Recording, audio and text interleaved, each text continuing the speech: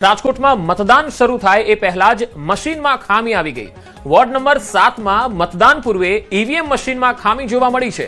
મતદાન પૂર્વે નવું મશીન મંગાવવાની ફરજ પડી છે। તો રાજકોટથી આ અહેવાલ આવી રહ્યા છે કે મતદાન શરૂ થાય એ પહેલા જ મશીનમાં ખામી આવી ગઈ। વોર્ડ નંબર 7 થી આ બનાવ આવ્યો છે સામે। મતદાન પૂર્વે ઈવીએમ મશીનમાં ખામી આવી છે, જેથી મતદારો તો મતદાન કરવા પહોંચ્યા, પણ હવે ઈવીએમમાં જ ખામી છે તો કરવું શું? એટલે મતદાન પહેલા એક નવું મશીન મંગાવવાની ફરજ પડી છે। મતદારોએ અહીંયા થોડી રાહ પણ જોવી પડી છે। રાજકોટની આ ઘટના છે। જો કે આવી ઘટનાઓ રાજ્યમાં અલગ અલગ જગ્યાઓએ બની શકે છે, કારણ કે ક્યાંક ઈવીએમ ખોટવાયું હોય એવું પણ થાય છે। ચાલુ મતદાન દરમિયાન ઈવીએમ ખોટવાય છે, ઘણી વખત ઈવીએમ શરૂ જ ન થાય, એટલે એ જ સ્થિતિ છે કે અહીંયા ઈવીએમ મશીનમાં ખામી જોવા મળી। મતદાન શરૂ કરતા પહેલા જ આ મશીનમાં ક્યાંક ખામી આવતા હજુ ત્યાં વોટિંગ થઈ શક્યું નથી અને નવું મશીન મંગાવવામાં આવ્યું છે। રાજકોટથી સંવાદદાતા અંકિત પોપટ મારી સાથે જોડાયા છે। અંકિત, વોર્ડ નંબર 7 માં હાલ શું અપડેટ? પંકજ, વાત કરવામાં આવે તો રાજકોટ મહાનગરપાલિકાના 18 વોર્ડની 72 બેઠક માટે સવારે 7 વાગ્યાથી મતદાનની પ્રક્રિયા છે તે શરૂ થઈ ચૂકી છે। કુલ 1014 બૂથની અંદર મતદાનની પ્રક્રિયા ચાલી રહી છે, પરંતુ આ 1014 પૈકી એક વોર્ડ નંબર 7 નું જે મતદાન મથક આવેલું છે તેમાં મોકપોલ દરમિયાન મશીન છે તે ખોટવાયું હતું અને તેના કારણે આ નવું મશીન મંગાવવાની છે તે ફરજ પડી છે। ગણતરીની મિનિટોમાં જે મશીન છે તે આવી જશે અને ત્યારબાદ રાબેતા મુજબ જે વોટિંગની કાર્યવાહી છે તે શરૂ થશે।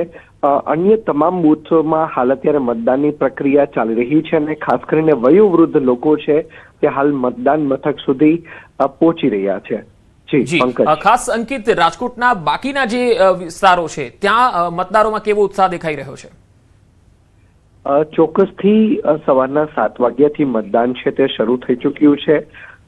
અન્ય જે 1013 બૂથ છે તેની અંદર હાલ હજુ સુધી કોઈ પણ ખામીના સમાચાર સામે નથી આવ્યા। માત્ર એક જ બૂથની અંદર આ પ્રકારે મશીન ખોટવાયાના સમાચાર છે તે સામે આવ્યા છે। તાત્કાલિક અસરથી સમગ્ર મામલે ચૂંટણી અધિકારી દ્વારા નવું મશીન મંગાવવાની ફરજ પડી હતી અને ગણતરીની જ મિનિટોમાં નવું મશીન આવી જતા રાબેતા મુજબ મતદાનની કાર્યવાહી છે તે હાથ ધરવામાં આવશે। રાજકોટ મહાનગરપાલિકાની વાત કરવામાં આવે તો ભાજપ કોંગ્રેસના 72 ઉમેદવારો, આમ આદમી પાર્ટીના 69 સહિત કુલ 236 ઉમેદવારો હાલ મેદાનમાં જોવા મળી રહ્યા છે। 18 વોર્ડની અંદર 1014 બૂથની અંદર મતદાનની પ્રક્રિયા છે તે હાલ અત્યારે એક બૂથને બાદ કરતા ચાલી રહી છે। 40,799 સાથે સૌથી ઓછા મતદાતાઓ વોર્ડ નંબર 5 માં છે, જ્યારે કે સૌથી વધુ મતદાતાઓ 90,000 થી પણ વધુ મતદાતાઓ વોર્ડ નંબર 11 માં હોવાનું છે તે સામે આવ્યું છે। અંકિત, સમગ્ર માહિતી બદલ આપનો આભાર। તો રાજકોટમાં પણ મતદાનની શરૂઆત। હવે વાત કરીએ નવસારી વિશે, તો નવસારીમાં સવારે 7ના ટકોરાથી મતદાનનો પ્રારંભ થયો છે। મધ્યપ્રદેશના રાજ્યપાલ મંગુભાઈ પટેલે લોકશાહીના પર્વમાં ભાગ લીધો અને મંગુભાઈ પટેલે સ્થાનિક સ્વરાજ્યની ચૂંટણીમાં મતદાન કર્યું છે। નવસારીની પ્રથમ બેઠક ત્યારે નવસારી મહાનગરપાલિકાની ચૂંટણીમાં મતદાન કર્યું છે, ત્યારે મંગુભાઈ પટેલે નવસારીની કોન્વેન્ટ સ્કૂલ ખાતે મતદાન કરી લોકશાહીને મજબૂત કરવા મતદારોને અવશ્ય મતદાન કરવાનો સંદેશ આપ્યો છે। તમામ જે મતદારો છે તેમને મતદાન કરવા માટે આહવાન કરવામાં આવી રહ્યું છે અને વહેલી સવારે જ મંગુભાઈ પટેલ મતદાન કરવા પહોંચ્યા છે। લોકશાહીનું મહાપર્વ ની શરૂઆત થઈ ચૂકી છે। 7 વાગ્યાથી મતદાનની પ્રક્રિયા શરૂઆત થઈ ચૂકી છે। નવસારીની પ્રથમ વખત ચૂંટણી યોજાતી નવસારી મહાનગરપાલિકાની 13 વોર્ડની 52 બેઠકો માટે જે છે ચૂંટણી પ્રક્રિયાની શરૂઆત થઈ ચૂકી છે। 52 બેઠકોમાંથી 2 બેઠકો બિનહરીફ થતા 50 જેટલી બેઠકો માટેનું મતદાનની પ્રક્રિયા જે છે શરૂઆત થઈ ચૂકી છે।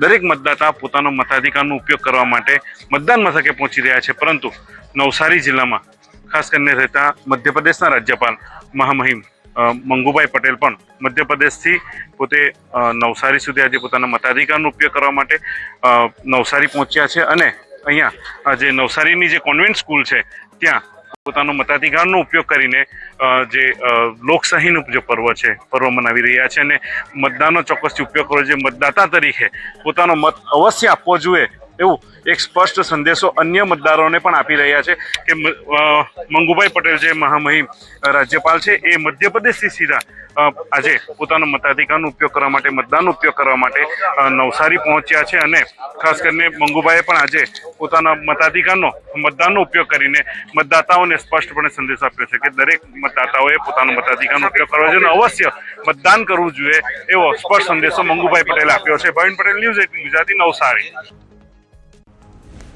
હાલ નવસારીમાં તમે જોયું કે રાજ્યપાલ વોટ કરવા માટે પહોંચ્યા. હવે અરવલ્લીની વાત કરીએ. અરવલ્લી જિલ્લામાં લોકશાહીના પર્વની ઉજવણી થઈ રહી છે અને અહીંયા સવારથી જ મતદાન મથકો પર મતદારોની ખૂબ જ લાંબી કતારો પણ દેખાઈ રહી છે.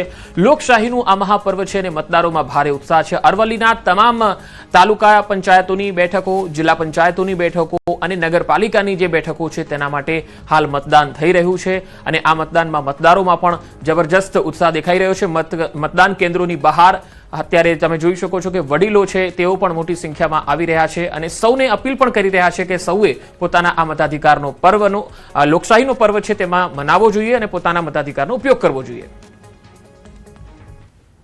સ્થાનિક સ્વરાજ્યની ચૂંટણી લઈને લોકો પોતાના મતાધિકારનો ઉપયોગ વહેલી સવારથી કરી રહ્યા છે. આપણે અત્યારે પહોંચ્યા છીએ જિલ્લા પંચાયતની જે ઓડ બેઠક છે શામળાજી તાલુકાની. તમે દ્રશ્યો બતાવીશ કે વહેલી સવારથી જ મતદારો આ રીતે લાઇનમાં જોવા મળી રહ્યા છે. મતદાનમાં જે લોકશાહીનું જે પર્વ છે તેનો ઉપયોગ કરી રહ્યા છે. ખાસ કરીને આપ જોઈ શકો છો કે અંદર તાલુકા પંચાયત અને જિલ્લા પંચાયત એમ 2 વોટ નાખવાના હોય છે. એટલા માટેની 2 મતકુટી બનાવવામાં આવી છે.